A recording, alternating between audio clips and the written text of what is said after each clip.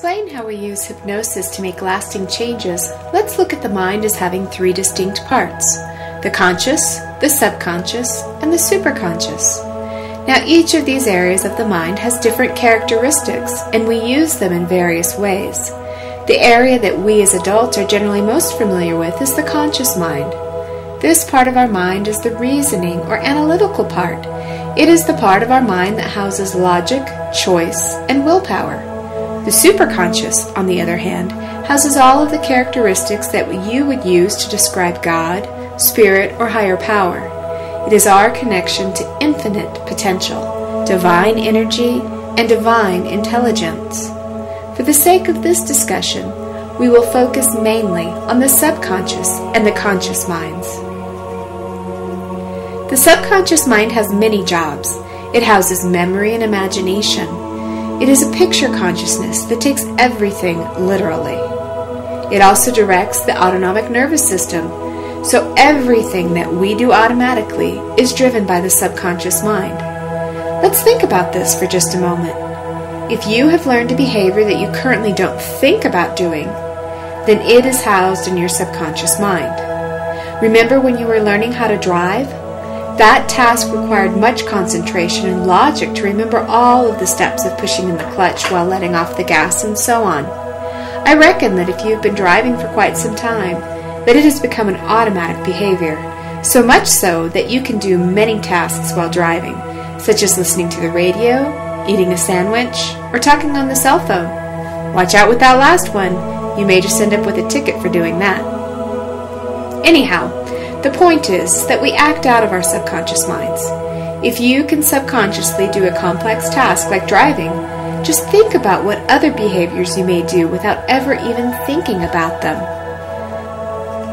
The subconscious is also the association-making mechanism, meaning it generalizes to make its task of recognizing new information easier and more efficient. Have you ever wondered why we as people are so quick to stereotype and associate an individual as having the same characteristics as an entire group?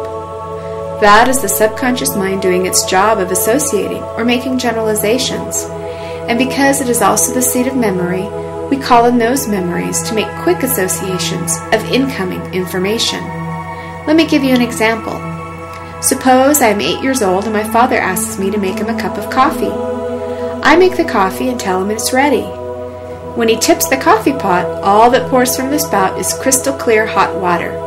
I forgot to add the coffee grounds to the pot. This is just an event that happened in my life. However, in that moment, I made up a belief about myself. I decided that if I forgot to add the actual coffee when making coffee, then I must be stupid. That memory of my forgetting to add the coffee and the corresponding belief that I am stupid is housed in my subconscious mind, and that thought creates a corresponding emotion. Simply put, that bad thought about myself creates a bad feeling in my body. Now suppose it is 30 years later, and my boss asks me to use a new copy machine to make copies. My subconscious immediately starts looking for any memory that looks like me manipulating a machine that I don't know that much about. Very quickly, I make an association to the coffee incident when I was 8 years old and immediately think, I'm stupid, and have the corresponding bad feeling. This can all happen, and generally does happen, without even our conscious awareness. So there I am, standing in front of this new copier, feeling like a complete idiot, and not even understanding or knowing why I feel so bad. Now the good news is that this thought is just a thought, and if I decided when I was 8 years old that I was stupid, then I can decide at 38 or 58 or 88 that I am brilliant. One of the ways that we can do that is through hypnotherapy. Stored within our conscious mind is what we call the critical factor, or gatekeeper. This part of us filters incoming ideas and decides to either accept them into our subconscious mind or reject them altogether. This critical factor generally sounds like the chatterbox in your head. You know, that part of you that is constantly talking to you in that loud and irritating voice telling you what you should or shouldn't do. Or perhaps that's just me. Anyhow, by going into the alpha wave brain state, which is hypnosis, We just relax the critical factor enough so that new ideas are accepted more readily, so that we have more awareness of the memories and associations that we are making in our subconscious mind, and so that we can load in new, positive ideas about ourselves and the world, such as, I am brilliant. Boy, that thought feels a heck of a lot better than the old limiting belief. This is how our minds work with hypnosis, as a way to change our thoughts, feel better, and have more fulfilling experiences in our lives. That was excellent, Brandy. That was so well done. Thank you for putting that together.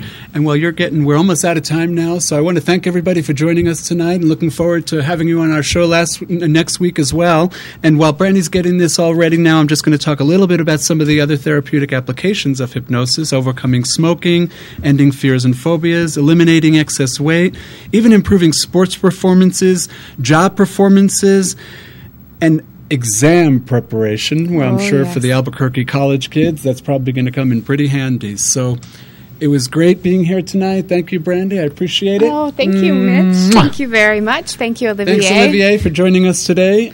And we look forward to your emails. And have a great night.